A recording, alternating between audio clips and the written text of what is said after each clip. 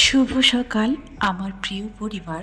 আরও একটি নতুন ব্লগে সবাইকে স্বাগতম জানাই। তো চলো আজকে আরও একটা ব্লগ শুরু করলাম, সেই গ্রামের ব্লগ। তো যেখান থেকে শেষ করেছিলাম সেখান থেকেই আবারও শুরু করেছি। আজকে মোটামুটি চলে এসেছি গাছ দেখতে। তো এই যে গাছগুলো তোমরাও দেখতে পাচ্ছ, কেমন বলো তো?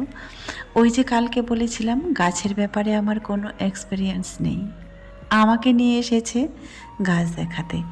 সবার প্রথমে আমি সব থেকে যে বড় বড় গাছগুলো একটু মোটা সাইজের, সেগুলোই কিন্তু আমার পছন্দ হয়েছিল। আর সেটাই আমি বললাম ফাইনাল ডিসিশন আমার, এটাই আমি নিব। তো যাই হোক, রিয়ার বাবা তাও বারবার বলছিল, কিন্তু তার কথায় আমি কোনোই কান দিলাম না, তার কথার কোনো মূল্যই দিলাম না আমি। তো বন্ধুরা, ফাইনালি গাছ পছন্দ হয়ে গেছে। এই গাছগুলো যেগুলো তোমাদেরকে দেখ।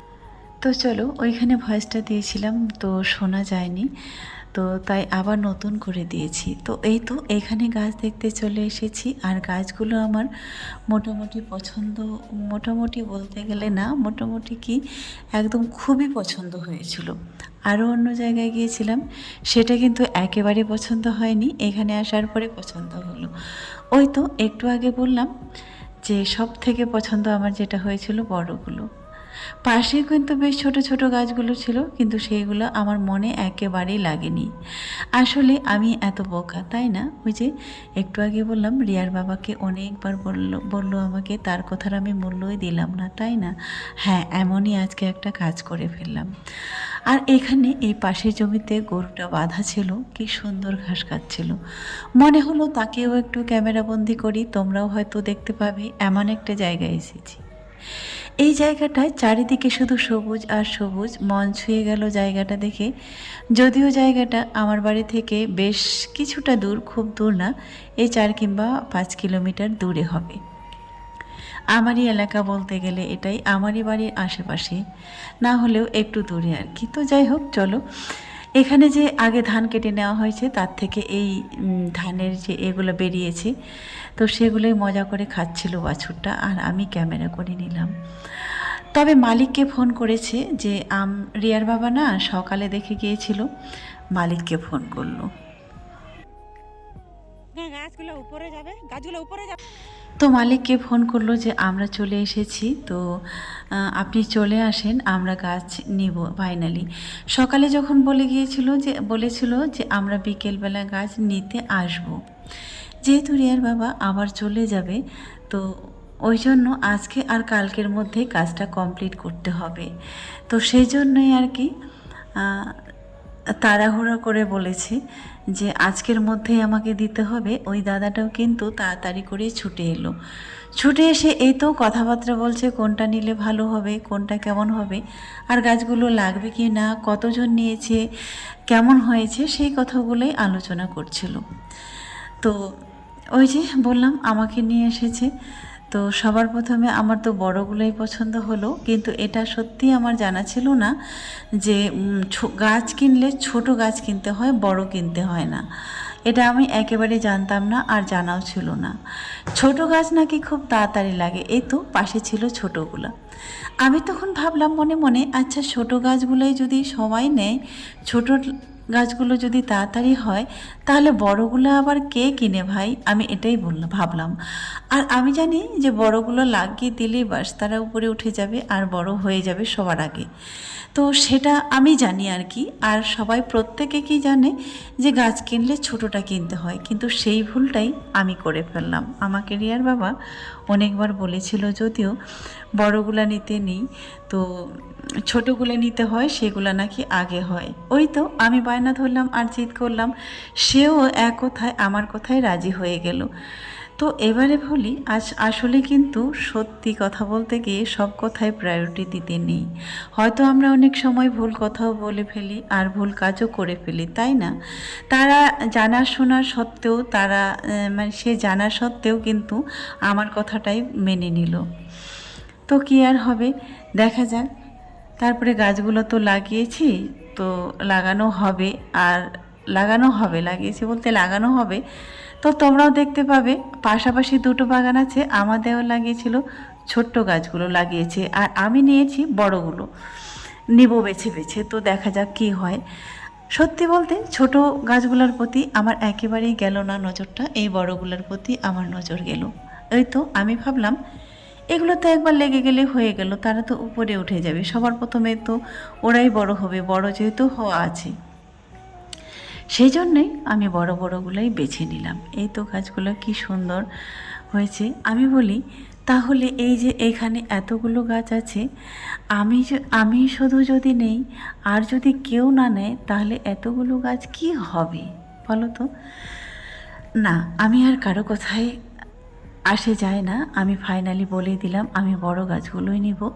তাই হচ্ছে এই তো দাদাটা বড়গুলোই বেছে বেছে তুলছে, বড়গুলো আর মোটামুটি যেগুলোর সাইজ আর কি দেখতে পরিপুষ্ট সেগুলোই তুলতে বললাম। তো ফাইনালি সেগুলোই দাদাটা তুলছে।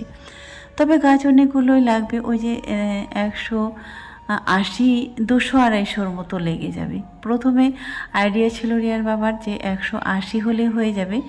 তারপরে দাদাটা বলল জমি কতটা আছে, জমি অনুযায়ী তারা আর কি ভাগটা করে নেবে, তারা আইডিয়া করে নেবে যে জমি অনুযায়ী কতগুলো লাগতে পারে গাছ, তারাই বলতে পারবে।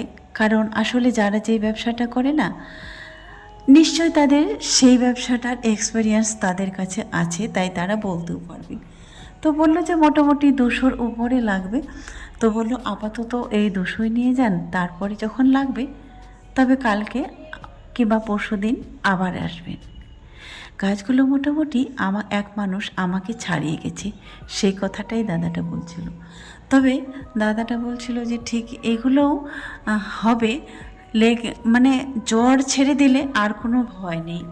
গাছের গোড়া থেকে যে নতুন জ্বর শেকড় ছাড়া হয়, ওই শেকড়টা ছাড়লে নাকি গাছের আর কোনো ভয় নেই। তাই ওই দাদাটা হচ্ছে ওগুলোই দিল বেছে বেছে আমাকে, আমার বায়না অনুযায়ী। সকলে নাকি ছোট গাছগুলো নেয়, আর ব্যবসার জন্য নাকি বড় গাছগুলো নাকি তারা ব্যবসা করার জন্যই নিয়ে যায়। আচ্ছা, ব্যবসা করলেও তো তার কাছ থেকে আবার কেউ না কেউ কিনে নেবে, তাই না? তো সেটাই হলো কথা। একটু আগে তোমাদেরকে বললাম যে রিয়ার বাবা কালকে চলে যাবে। আমরা বাড়িতে আসাতে এই দুবার মোটামুটি আসলো। একবার তো ঘরের কাজ শুরু করে দিয়ে চলে গিয়েছিল, আবার মোটামুটি এই ভোট দিতে এসে 4 কিংবা 5 দিন ছিল মোটামুটি।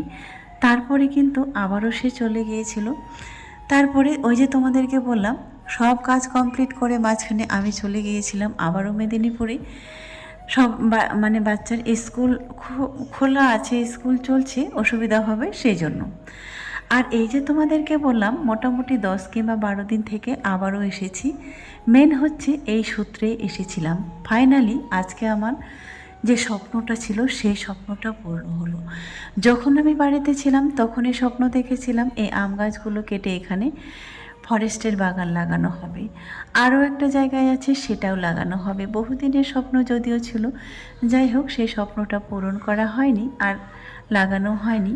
তো আজকে সেই স্বপ্নটা আমার পূরণ হবে, আর আমি থাকবো না তার কোনো মানেই হয় না। এটা একটা গেল কথা। তারপরে আরও এসেছি আরও একটা স্বপ্ন পূরণের জন্য, সেটা তোমাদেরকে ফাইনালি পরের ভ্লগে তোমরা সেটা জানতে পারবে। আবারও নতুন করে মা হচ্ছে, আর তার জন্যই আমি ছুটে এসেছি। আবারও মা হবে, আর আমি হব কি সেটা তোমরা দেখতেই পাবে। তো চলো, সেটা না হয় পরের ভ্লগেই দেখে নিবে তোমরা যে কে মা হচ্ছে, আর সে তার মা হওয়ার সূত্রে আমার ছুটে আসার কারণটা কি। তো সেটা না হয় সেটাও পরের ভ্লগে দেখে নিও। এই তো আমাদের মোটামুটি গাছ কমপ্লিট তোলা, এবারে হচ্ছে রাস্তার উপরে নিতে হবে। গাছগুলো নিলে শুধু হবে না, গাছগুলোর সাথে কিন্তু আরও অনেক কিছু লাগবে। এই যে আমরা যেখানে গাছগুলো লাগাবো তার আশেপাশে তো গরু, ছাগল, ভেড়া অনেকেই ঘোরাঘুরি করে। গাছগুলো লাগিয়ে দিয়ে আমরা চলে আসব তা তো আর সেভাবে গাছ হয় না, তাই না? সেই জায়গাটাকে কিন্তু চারিদিক থেকে সে ঘিরতে হবে। আর আজকের আকাশটা এত পরিষ্কার ছিল, মনে হচ্ছিল কি বলবো, আকাশের দিকে তাকালে যেন মন ভরে যায়। আর তার সঙ্গে সঙ্গে দিয়েছিল একটা দমকা হাওয়া আর ঝিরিঝিরি বৃষ্টি।